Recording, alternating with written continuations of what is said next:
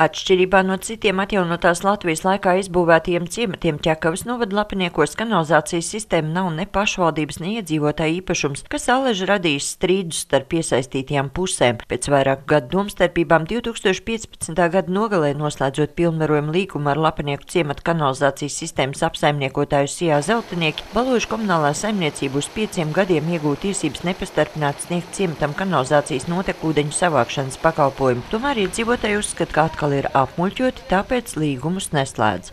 Tāpēc, kā mēs uzskatām, ka mums pretiesiski tiek uzspiests tikai viens un vienīgs līguma variants, kurš nosaka, ka mums ir jāmaksā par kanalizācijas notekūdeņu attīrīšanu trīsreiz augstāka cena nekā ir noteikts tarifs visiem pārējiem Ķekavas novada iedzīvotājiem.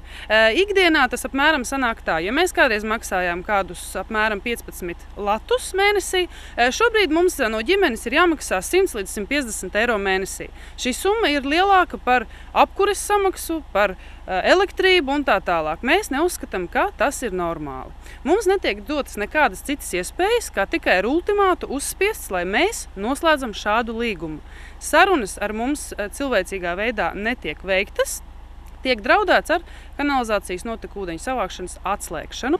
Sausais atlikums šobrīd ir tāds, ka vienīgais spēkā esošais tarifs uz šobrīd ir pēdējais regulātorā apstiprinātais tarifs Sijā Zeltiniekiem, un citi tarifi nevar noteikt. Jebkura kontrolējošā iestāde atnākot arī uz Baložu komunālo saimniecību pateiks, ka mēs nodarbojamies ar pašdarbību. No Lapiniekiem attīrīšanas iekārtās mēnesī nonāk ap 700 kubikmetru notekūdeņu, bet tā kā iedzīvotāji par pakalpojumu nemaksā vai maksā daļēji, kanalizāciju sola atslēgt. Un mēs, neesam gatavi vairs šādu situāciju uzturēt, un līdz ar to atbilstoši likumā noteiktām prasībām gan mēs, gan Sijā Zeltinieki ir brīdinājuši iedzīvotājus, kas nemaksā 30 dienas, plus vēl attiecīgi 3 dienas. Šī brīdinājumi ir izsūtīti, viņi ir saņemti, un, ja nekas nenotiksies, tad šis pakalpojums tiks atslēgts. Likums nosaka, ka nodrošināšana ar kanalizāciju ir viena no pašvaldības pamatfunkcijām.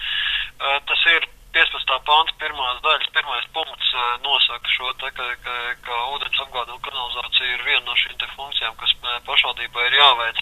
Attiecīgi Ķekavas novada pašvaldībai tad ir jārisina šis jautājums savādāk, bet iedzīvotāji bez šī pakalpojuma palikt nevar. Savukārt iedzīvotāji sola talkā saukt visas tiesības sargājošās institūcijas un pārmet pašvaldībai, ka tā nav izmantojusi savas tiesības un noslēgusi deleģējumu līgumu.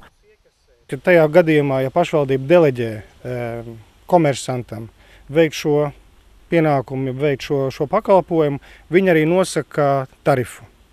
Jo šobrīd mūsu ciematā notekūdeņu apjoms ir tāds, ka no 1. janvāra to neregulē vairāk sabiedrisko pakalpojumu regulēšanas komisija, bet tas jau ir konkrēts pašvaldības kompetence.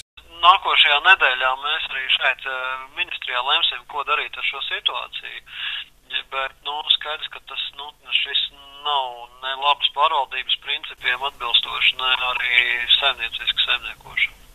Pašvaldībā skaidro, ka no nākamā gada marta tā arī būšot, vien tarifs zemāks gan tāpēc nepalikšot, jo arī šajā gadījumā tas tiekot aprēķināts pēc tās pašas formulas kā tarifs, kuru apstiprina sabiedrisko pakalpojumu regulators.